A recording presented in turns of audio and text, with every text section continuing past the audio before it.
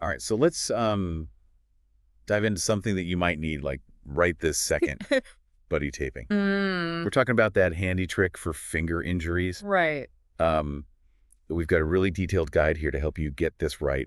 And don't worry if things get a little too serious. We'll make sure, when it's time to call the doctor. Exactly. We're all about empowering you with knowledge, Yeah. but safety always comes first. Okay, so picture this.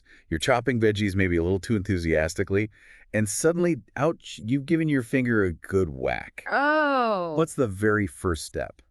The most important thing, even before you reach for the tape, is a careful assessment of the injury. It's like a detective gathering clues. I like that playing detective with our fingers.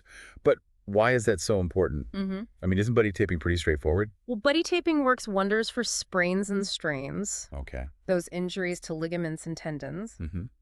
But if we're dealing with a fracture, a broken bone buddy taping can actually do more harm than good. Oh, wow. I didn't realize that. Yeah. So how can we tell the difference between a sprain, a strain, and something more serious like a fracture? That's where detective work comes in. Yeah. Look for telltale signs like swelling, bruising, or if the finger looks bent in a way it shouldn't. Gently try to move the finger. Is there pain restriction? These clues help us determine the severity of the injury. That's clear. So intense, pain, inability to move the finger, Mm. or a visible deformity. Those are all big red flags that scream, go see a doctor, right? Absolutely. Don't mess around with a potential fracture. Yeah. Those need professional attention. Makes sense. But let's say our initial check suggests it's a sprain or a strain. Okay. Can we get to break out the tape? Almost. One more crucial check before we get to the taping. We need to make sure that circulation to the injured finger is good. Right, we don't want to cut off blood flow. How do we check for that? There's a handy trick called the capillary refill test. Okay. Press down on the tip of the injured finger until it turns white, then let go. The color should return within 2 seconds. Think of it like squeezing a sponge. You press down, the color drains out, and then when you release, it quickly fills back up. If your fingertip doesn't bounce back to its normal color quickly, it means blood flow might be compromised and you should consult a doctor. That's a great analogy. I'll definitely remember that. So no signs of a fracture circulation is good. We've passed the detective test. Now we can finally gather our buddy taping gear, right? You got it. And the good news is you don't need a whole medical kit for this. Okay. Medical tape, some gauze or padding, and a pair of scissors. That's all you need. That's it. It almost seems too simple. Well, there is one detail that's super important. Okay. The type of tape. You need non-elastic medical tape, the kind you find at any drugstore. It provides that firm support and won't stretch, which is crucial for properly immobilizing the finger. That stretchy athletic tape might be great for ankles, but it won't cut it here. Noted. No raiding the gym bag for this one. All right, we've got our supplies. We've done our due diligence with the assessment. Now let's get to the heart of it.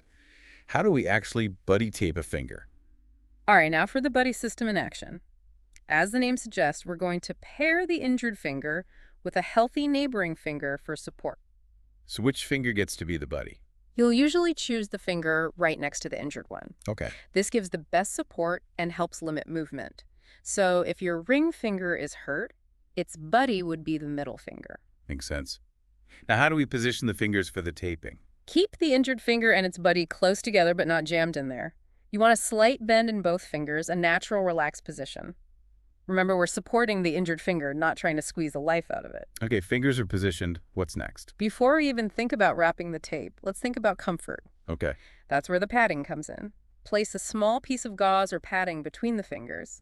It's like a tiny pillow for your injured finger, preventing skin irritation and moisture buildup, especially if you're going to be wearing this for a while. That's a great tip. Now, finally, the tape.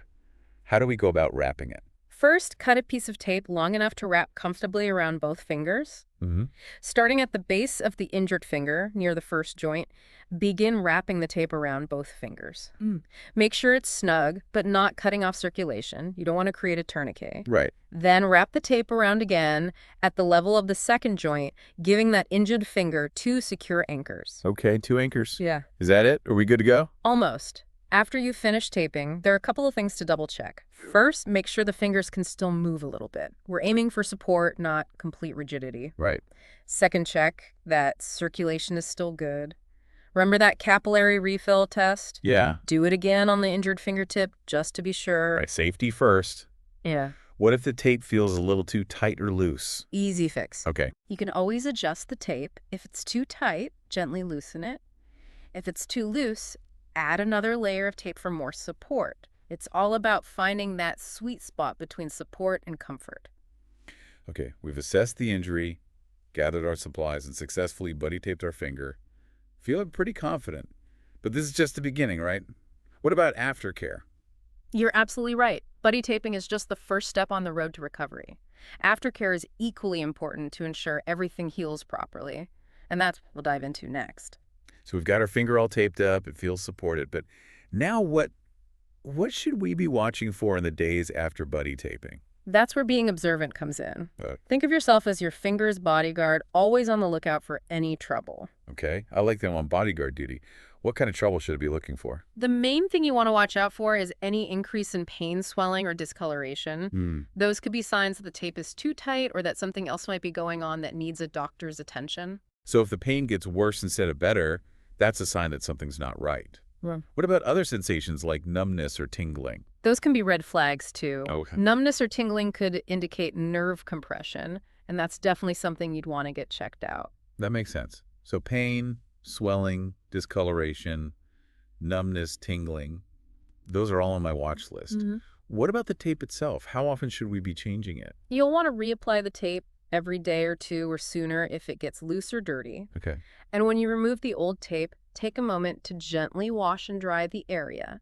Good hygiene is key. Good point.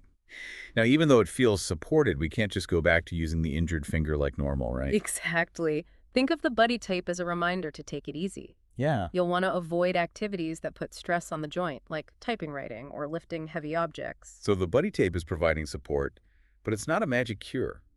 We still need to give the finger a break to heal properly. Precisely. That injured ligament or tendon needs time to knit back together, and that's hard to do if it's constantly being stretched or strained. That makes sense. Okay. Now, I know every injury is different, but is there a general idea of how long we might need to keep the finger buddy taped? It really depends on the severity of the sprain or strain. Mm-hmm. For a mild injury, you might only need to buddy tape for a week or two, Okay. but for more severe cases, it could be 3 to 4 weeks or even longer. So we're playing the long game here. Yeah, And during that healing time, we'll gradually start using the finger more as it feels stronger. exactly. As the pain and swelling go down, you can start gently moving the finger through its range of motion. Okay. Listen to your body. If something hurts, stop. Right. And of course, if you have any concerns or if the healing seems slow, don't hesitate to reach out to your doctor. Okay, so we've covered the initial assessment, the step-by-step taping process, and all the essential aftercare tips. I'm feeling pretty well equipped to handle a minor finger injury now, but this whole buddy taping thing, it got me thinking. We're supporting an injured finger by taping it to a healthy one.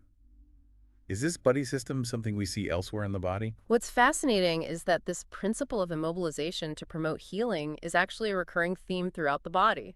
Think about ankle sprains, for example. Oh, good point. Those are super common too. Exactly. And just like with finger injuries, that initial assessment is crucial. Right. If it's a mild ankle sprain, you can often use supportive taping or bracing to stabilize the ankle and let those ligaments heal. So in that case, the buddy would be the tape or brace itself, providing that external support. Precisely.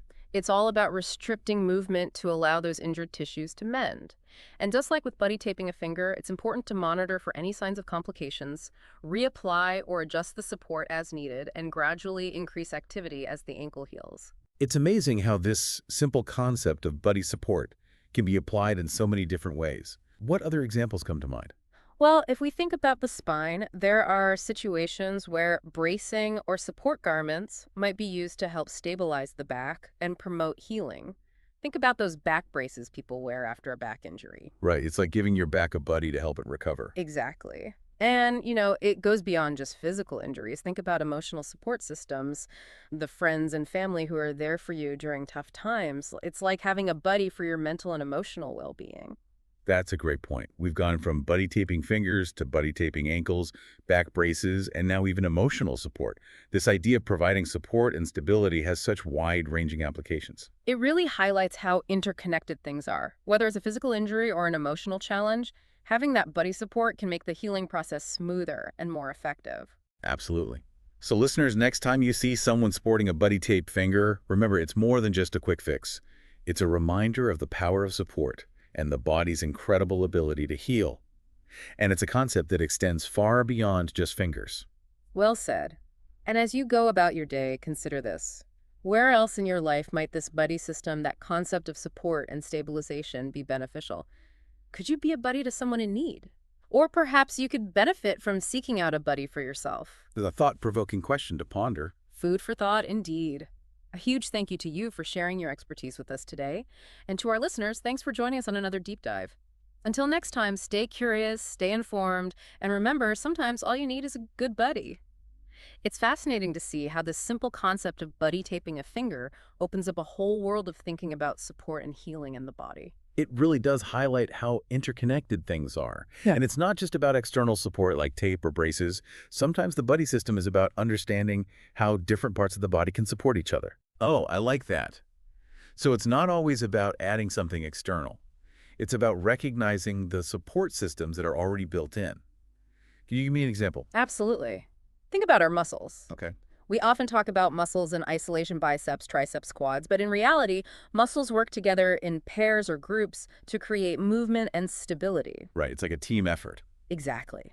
And when one muscle is injured, its buddy muscles have to work harder to compensate. That's why it's so important to strengthen all the muscles around a joint, not just the ones that are most visible or get the most attention. So building a strong foundation of muscle support can actually help prevent injuries in the first place. Precisely. It's like having a network of buddies ready to step in and help if one of their teammates gets sidelined.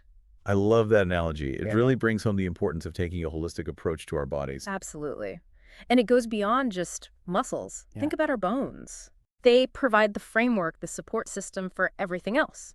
And just like with muscles, taking care of our bones through proper nutrition exercise and avoiding things that weaken them is essential for overall health and resilience. This is like a chain reaction. Strong bones support strong muscles, which in turn support healthy movement and reduce the risk of injury. Exactly. It's all interconnected. And this buddy system thinking can even extend to our organs. Right. The kidneys work together to filter waste products from the blood. The lungs work as a team to oxygenate our bodies. Our organs are constantly supporting each other, keeping us functioning at our best. This is blowing my mind. I never thought about the human body as this intricate web of interconnected support systems. It's pretty remarkable, isn't it? And it all comes back to that simple idea of buddy taping, recognizing that things work better when they have support. So today's deep dive has taken us from buddy taping a finger all the way to exploring the intricate support systems within the human body. It's a powerful reminder that we're not just a collection of individual parts. We're a complex, interconnected ecosystem, and everything relies on support from something else. Well said. And the beauty of it is that we have the power to strengthen these support systems, both within ourselves and in our relationships with others. That's a great takeaway. We can be proactive in building a stronger, more resilient buddy system for our physical, mental, and emotional well-being. Exactly. So the next time you jam a finger, remember it's more than just a minor inconvenience.